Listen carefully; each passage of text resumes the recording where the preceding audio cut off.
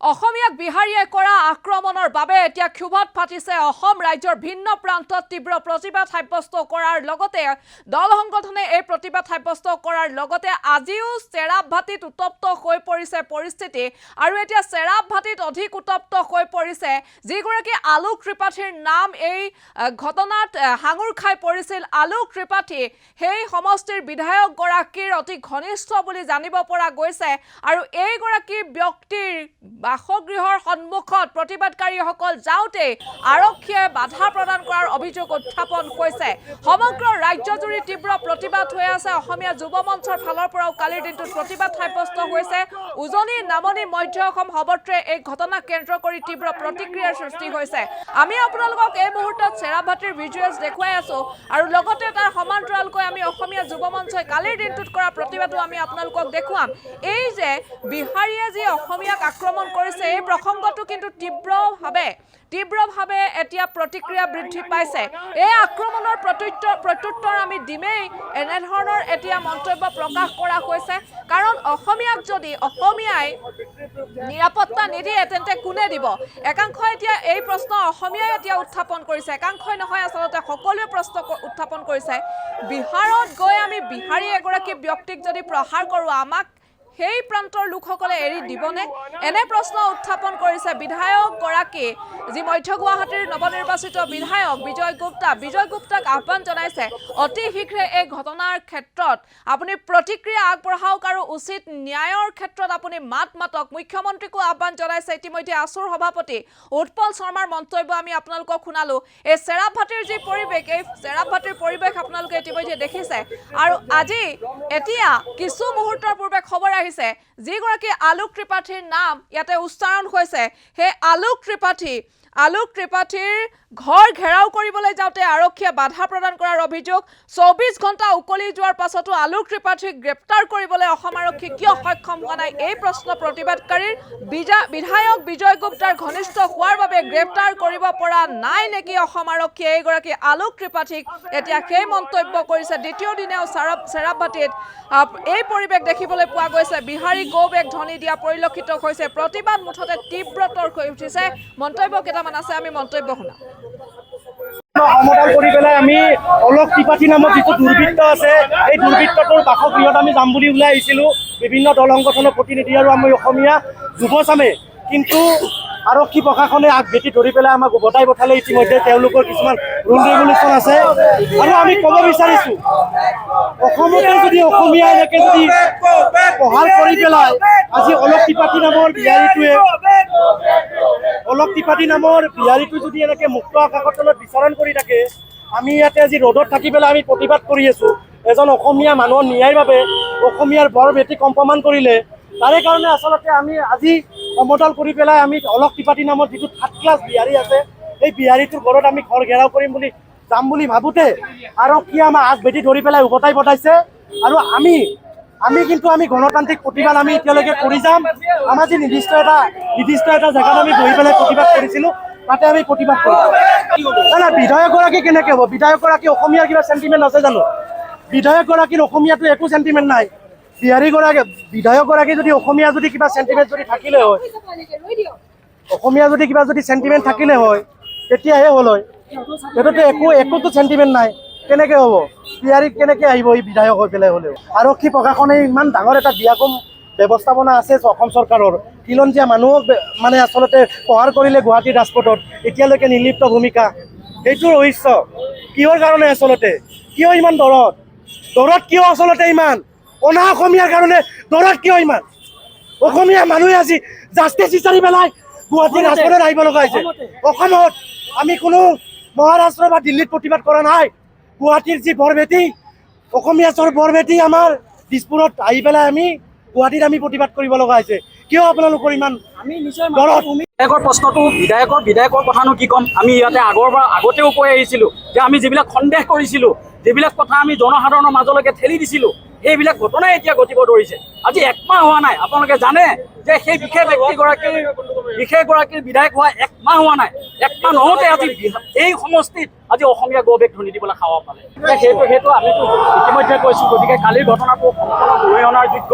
গতিকে পুলিচ প্ৰশাসনে কেনেধৰণৰ কি ব্যৱস্থা লয়, আমি 24 ঘণ্টাৰ সময় বান্ধি দিছোঁ। আমি বীৰ চিকেনা অসম কামৰূপ মহানগৰ জিলা সমিতিৰ তৰফৰ পৰা যোৱাকালিৰ যিটো ইনচিডেণ্ট বা ঘটনা, তাত আমি 24 ঘণ্টা সময় চৰকাৰ প্ৰশাসনলৈকে আমি সময় বান্ধি দিছোঁ। 24 ঘণ্টাৰ ভিতৰত যদি দোষীক শাস্তি নকৰে, তেতিয়াহ'লে সমগ্ৰ গুৱাহাটীতেই নহয়, গোটেই অসমতে কিন্তু এই বিহাৰী বিদ্বেষী আন্দোলনবিলাক গঢ়ি তোলা হ'ব। যি মুখ্যমন্ত্ৰীয়ে জাতি মাটি ভেটিৰ নামত বিজয় ধ্বজা উৰাই পেলাই আজি শাসনৰ দৃশ্য চৰকাৰখনত তেওঁ বহি আছে, সেই মুখ্যমন্ত্ৰী ক'ত গ'ল? মুখ্যমন্ত্ৰী নিজে মুখ্যমন্ত্ৰী হৈ থকাৰ অৱস্থাতে আজি বিহাৰীয়ে কেনেকৈ সাহস কৰিলে যে জাতি মাটি বাতি ইয়াত নচলিব, জাতি মাটি ভেটি কথা নচলিব, ইয়াত কোনো ধৰণৰ অসমীয়াৰ দপদপনি নচলিব, অসমীয়া গৌ বেগ বুলি ধ্বনি দিবলৈ ক'ত খাব পালে? গতিকে চৰকাৰখনলৈ মোৰ প্ৰথম প্ৰশ্ন যে অনতিপলমে এই যি বিহাৰী দুষ্কৃতিকাৰী যিকেইজনক আমি ফটোত দেখিছোঁ বা ভিডিঅ'ত দেখিছোঁ, 24 ঘণ্টাৰ ভিতৰত তেওঁলোকক কৰায়ত্ব কৰিব লাগিব। আৰু 24 ঘণ্টাৰ ভিতৰত বিহিত যদি ব্যৱস্থা গ্ৰহণ নকৰে চৰকাৰ প্ৰশাসনে, তেতিয়াহ'লে কিন্তু গোটেই অসম জুৰি ইয়াতকৈ ভয়ানক আন্দোলন গঢ়ি তুলিবলৈ আমি বিহাৰী পিটিম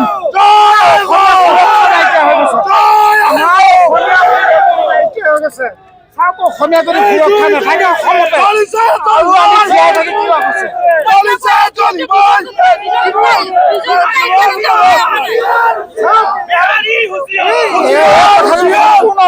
বিজেপি এই বিহাৰী কাৰণে বিজেপি সমৰ্থ আছে। আমি ইয়াত বিহাৰী দপদপনি নচলিব অসমত। অসমত চাহপাতিত বিজেপি কোনো বিহাৰী দপদপনি নচলিব। আমি কোনো কাৰণত বিহাৰী দপদপনি চলাব নোৱাৰোঁ। আৰু বিহাৰীক আমি পিঠি ফালি দিম, ৰাতি হ'লে অকলে ধৰি হ'লে পিটিম। এয়া চাওক বিজয় গুপ্ত, এয়া গোটেইখিনি বিজয় গুপ্ত চালনা, এই বিজয় গুপ্তই চালনা। গতিকে অসমীয়া সুৰক্ষা নাই। এই অসমীয়া সুৰক্ষাৰ কাৰণে আমি ওলাই আহিছোঁ। আৰু ইয়াত বিহাৰী থাকিব নোৱাৰিব, বিহাৰী থাকিব নোৱাৰিব। ৰাতি পিটিম, মাই চেলেঞ্জ। জংঘলৰ পৰা ওলাই আহিছোঁ, জংঘলত আছিলোঁ, জংঘলৰ পৰা ওলাই আহিছোঁ, কিন্তু 3 বছৰ জংঘলত আছিলোঁ। গতিকে জংঘলৰ পৰা ওলাই আহিছোঁ অসমীয়া সুৰক্ষাৰ কাৰণে।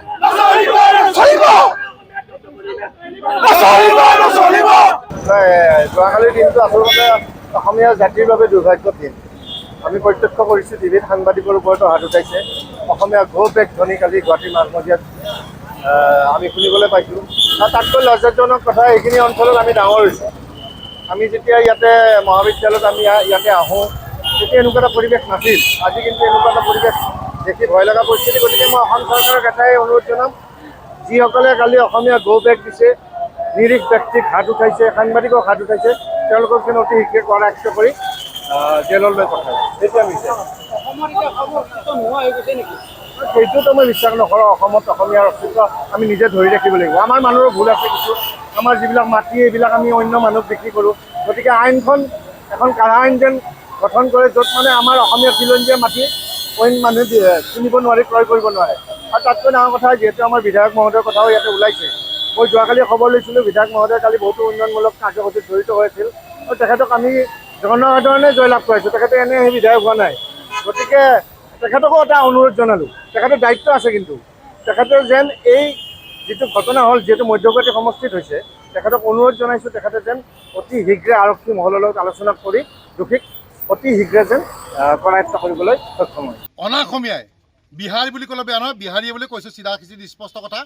গতিকে আমি দেখিবলৈ পালোঁ যে চেপাৰভাটিত আমাৰ অসমীয়াৰ কিছু যুৱকক তাত প্ৰহাৰ কৰিছে, মাৰিছে আৰু কৈছে যে অসমীয়া গৌ বেগ। এক বিহাৰী চবে ভাৰী, জয় শ্ৰীৰাম ধমনী দিছে। ভাৰত মাতা কি ধমনী এইটো কাৰণে দিছে যে আমি দেখিবলৈ পালোঁ, এইটো অপ্ৰিয় সত্য কথা, যে আমাৰ মুখ্যমন্ত্ৰী ডাঙৰীয়াই এই বিহাৰী খোপাক, অনাঅসমীয়া খোপাক কি হৈছে, মূৰৰ ওপৰত তুলি দিলে। আৰু সেইকাৰণে আজি চল পাই গ'ল আৰু এই ঘটনা ঘটিলে। আৰু অনাগত দিনত ইয়াতকৈ বহুত ডাঙৰ ঘটনা ঘটিবলৈ গৈ আছে। কাৰণ আমি বাৰে বাৰে কৈছিলোঁ যে অনাঅসমীয়াক টিকেট দিব নালাগে, কিন্তু কি কৰিলে, নামানিলে টিকেটটো দিলে। দি বাৰু ঠিক আছে, জয়যুক্তও কৰালে। কেনেকৈ কৰালে সেইটো আমাক ক'বলগীয়া নাই, লুক আউট নাই, তেওঁক জয়যুক্ত কৰালে। কৰোৱাৰ পিছত আজি কি হ'ল, আজি পৰিস্থিতি কি হৈছে? অকল কি মিয়াই অসমখন কি খুলি খাইছে, অশান্তি কৰিছে? অকল কি আপুনি বিয়াৰ কথাই কৈ থাকিব? গতিকে আপোনাক এটাই কথা কৈছোঁ, সময় থাকোঁতেই মুখ্যমন্ত্ৰী ডাঙৰীয়া যদি শুধৰণি নহয়, অকল মিয়া নহয়, অনাঅসমীয়া এতিয়া আমাৰ ওপৰত জঁপিয়াই পৰিছে গতিকে সময় থাকোঁতে যদি মুখ্যমন্ত্ৰী ডাঙৰীয়া আপুনি কোনো বিহিত ব্যৱস্থা নলয় কিন্তু পৰিৱেশ পৰিস্থিতি বেয়ালৈ যাব আৰু আমি এটা কথা স্পষ্ট ভাষাৰে চিধা কথাত ক'ব বিচাৰিছোঁ এই বিহাৰীখিনিক প্ৰশাসন বা অসম চৰকাৰে যদি আজি 24 ঘণ্টাৰ ভিতৰত কোনো ব্যৱস্থা নলয় অসমীয়া যুৱ মৰ্চাই কিন্তু নিজববীয়াকৈ ব্যৱস্থা ল'ব আমাৰ সকলো সৈনিক সজী হৈছোঁ এতিয়া আমাৰ সকলো সৈনিক আমি সাজু হৈছোঁ গুৱাহাটী অভিমুখে কিন্তু গুৱাহাটীত পৰিৱেশ পৰিস্থিতি ভয়াৱহ ৰূপত হ'ব বিহাৰী দাদাগিৰি নচলিব বিহাৰী দাদাগিৰি অসমত নচলিব বিহাৰী গো বেক